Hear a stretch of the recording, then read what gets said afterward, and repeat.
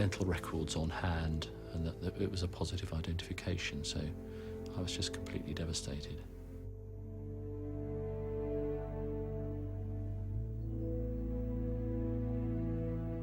It was just awful. It was awful. And we just all sat there crying, and it was just the worst thing, because it'd been so long, the going on, you know, months and months and months, and then the realisation that, you know, she was dead, the horrific way in which her body was found, and the reality that, you know, you'd never see her again.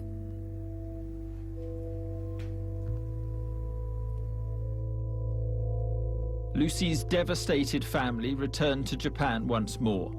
Her father and sister visited the beach where her body was found 7 months after she disappeared. Get the fuck out of here! Jane had the heartbreaking task of bringing her daughter home. I have to sign documents to enable the body of my beloved daughter Lucie to be released so that I can take her home and arrange for her funeral to be carried out with the dignity she so deserves. It was just awful. It's all these things that you never think you're going to have to do. I mean, you always think as a mother that the biggest thing that's going to happen in life is a wedding. So to plan a fairy tale funeral is not what you have in mind. The service was a fitting tribute to Lucie. As Lucie was buried, Japanese police brought their charges against Ibarra. The abduction and the rape leading to death of Lucie Blackman. By now, they'd charged him with 9 other rapes and the death of Carita Ridgway. The conviction rate for serious crimes in Japan is something like 99.9%. And that's partly because almost all criminal defendants confess. And so it's an open and shut case when it comes to court. But in July 2001, Joji Ibarra pleaded not guilty to all charges. It marked the start of a 7-year legal battle. Lucie Blackman's father and sister arriving at a Tokyo courthouse where they'd come face to face for the first time with the man accused of killing her. As Lucie's family listened in court, details of her final hours unfolded.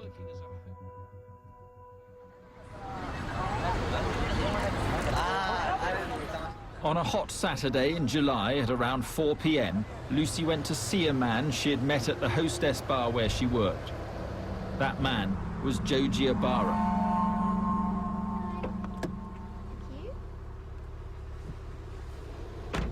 An hour later, she rang her friend Louise to say they were on their way to the coast. Oh, okay. Are you going to be back in time for tonight? Oh, good.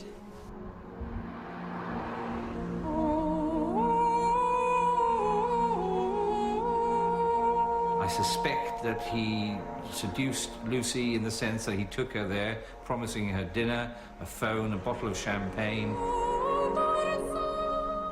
And this man clearly practiced it to such an extent that a huge amount of vulnerable and normally non-naive women followed him. Later that afternoon, a Japanese couple saw Lucie and Ibarra together in the seaside resort of Zushi. They had seen Lucie in a little park somewhere, and it was in the latter part of the afternoon. Police confirmed the sighting when they found a camera in Ibarra's flat. On it was a picture of Lucie taken on the beach in Zushi. The police were able to identify precisely where Lucie was standing and precisely where Ibarra was standing in order to take the photograph. They were able to look at the tides and the weather patterns, and they were able to identify very, very precisely the actual moment that Lucie was in that location. Police later did a fingertip search of Ibarra's apartment in Zushi, finding several blonde hairs. They were soon able to identify them. I had this phone call in the early hours. They wanted me to go into Lucie's bedroom and take fingerprints in her room. And they wanted me to send some of my nail clippings and also some of my hair. DNA from the sample sent by Jane was matched to the blonde hairs found in the flat.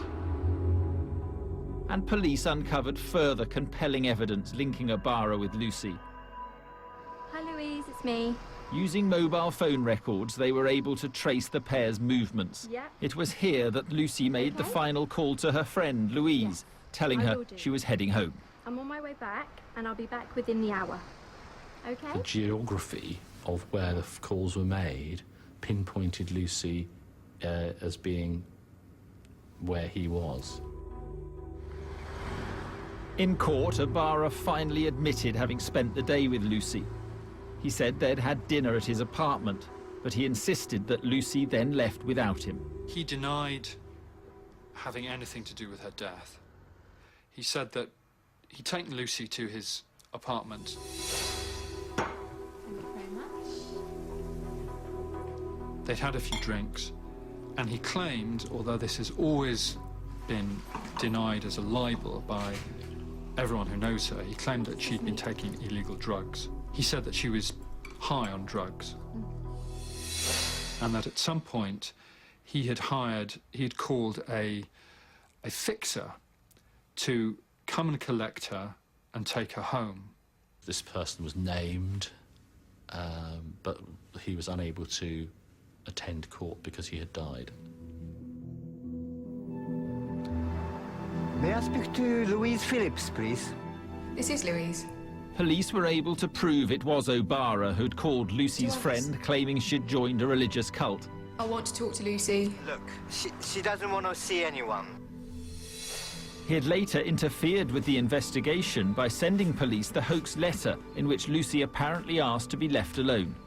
Draft copies of the letter with Lucie's forged signature were found in his apartment. He maintained his innocence on all charges. They had absolute evidence that Lucie had gone with Obara, had gone to this location, had been at this place, but there was nothing that could absolutely say that this man did this to this girl, which killed her.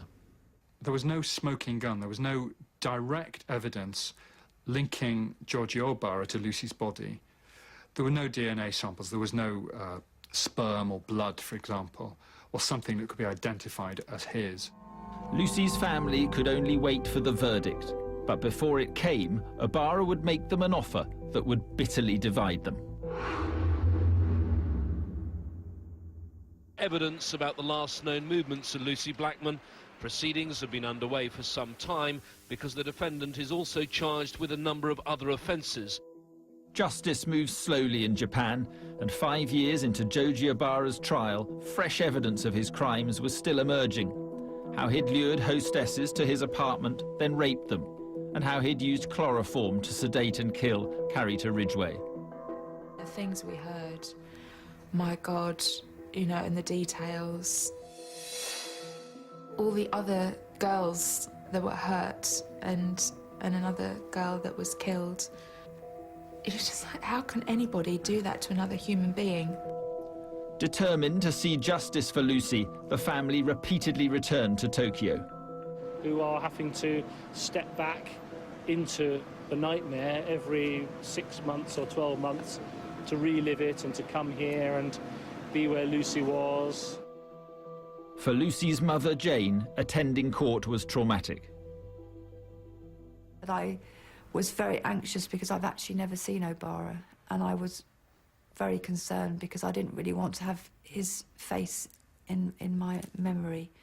But I thought, no, I'm going to do this, and I got there, and then the police came to say that Obara wouldn't leave his cell, and that he'd stripped down to his underpants and he was holding onto his basin.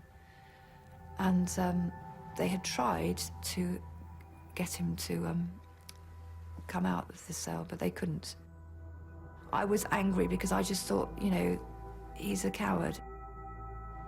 Jane found the Japanese judicial system frustrating, but nothing prepared her for the next development in the slow-moving case, an offer from Obara's lawyers made through her second husband. Jane started to receive phone calls and emails which came via me. There was a presumption, I think, in Japanese culture that me as Jane's husband would be able to persuade her to do what I thought was right. We'd been out and got home and there was a message on the answer phone which had been left. We are expecting to talk with Mrs. Stella to talk about some huge amount of money, the 200,000 pounds. 200,000 pounds. The lawyer would like your wife accept this amount. They were persistent, and